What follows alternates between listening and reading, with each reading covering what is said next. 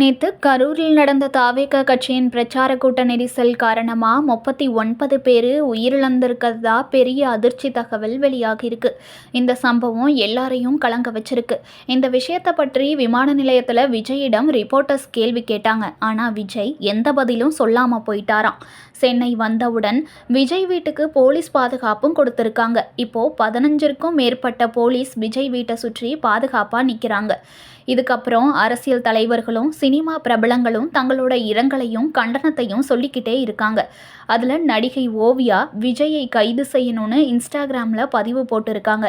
நடிகர் விஷால் உயிரிழந்த குடும்பங்களுக்கு தாவேகா வந்து இழப்பீடு தரணும்னு சொன்னாராம். இயக்குனர் அமீர் கரூர்ல இறந்தவர்களின் ஆன்மா அமைதி அடைய பிரார்த்திக்கிறேன்னு சொல்லியிருக்காரு. இந்த சினிமா மோகம் எப்ப தணிய போகுது, அரசியல் விளையாட்டுக்கு அப்பாவி மக்கள் பலியாகணுமான்னு கேள்வி கேட்டிருக்காரு. மேலும் நடிகரும் அரசியல்வாதியுமான சரத்குமார் இந்த சம்பவத்திற்கு விஜய் தான் முழு பொறுப்பு எடுக்கணும்னு நேரடியா சொல்லியிருக்காரு.